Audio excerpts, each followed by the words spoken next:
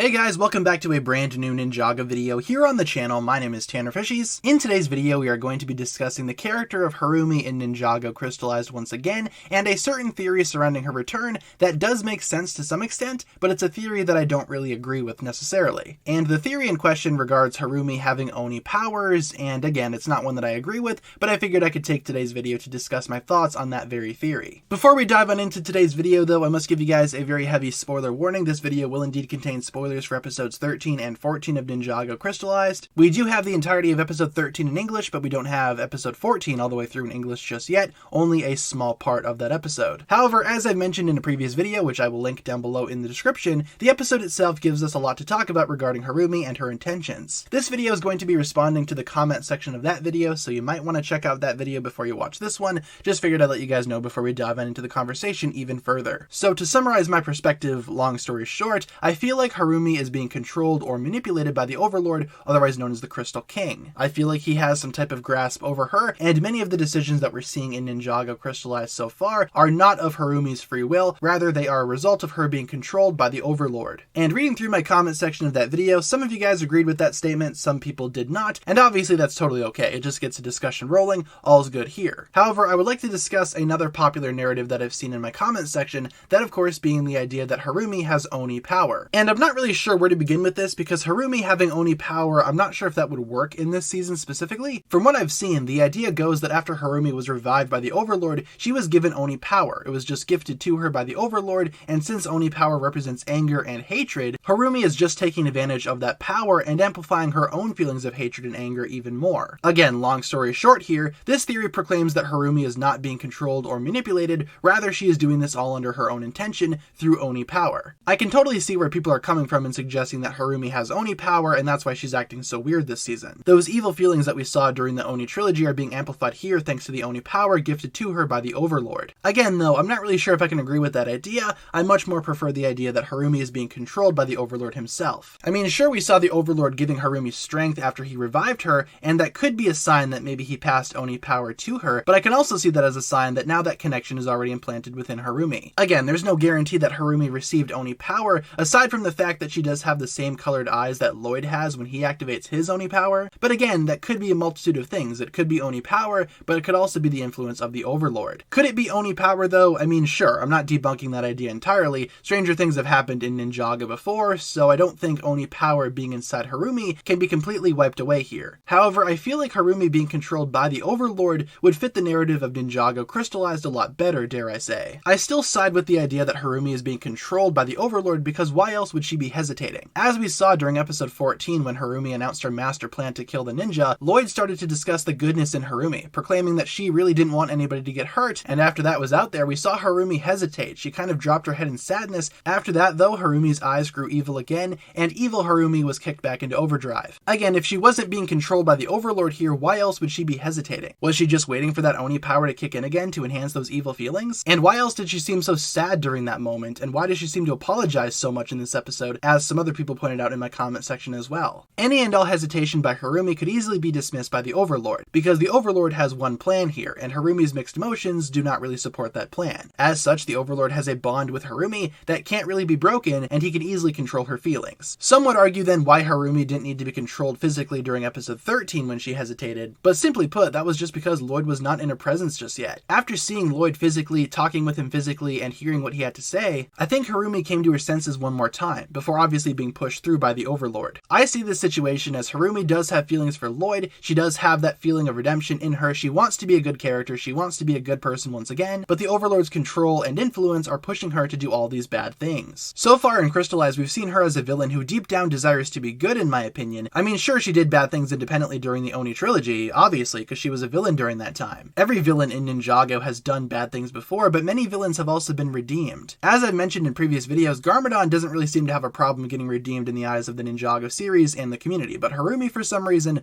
Harumi's a different story. As I've said though, Harumi seems to be on that path of redemption. We've even seen Lloyd recognize that she doesn't really want to be evil by nature. At the end of the day, I'm still on the side of Harumi being controlled by the Overlord. Any and all feelings of hesitation that Harumi has can easily be pushed through by the Overlord's influence. I don't think it's a sign that Harumi has Oni power. I can see where people are coming from in saying that, but I don't really agree with that statement. And also, my idea of Harumi being controlled or manipulated could be entirely wrong as well. I'm not really sure sure what's going to be happening just yet. All we can do right now is speculate until the episodes actually do come out, but regardless of what happens, I am just very curious to see how this season treats Harumi, and as long as the story is good, I'm on board with whatever happens. So with that being said, guys, thank you all so much for watching today's video. That'll pretty much wrap it up for my thoughts here today. Again, could Harumi have Oni power deep down?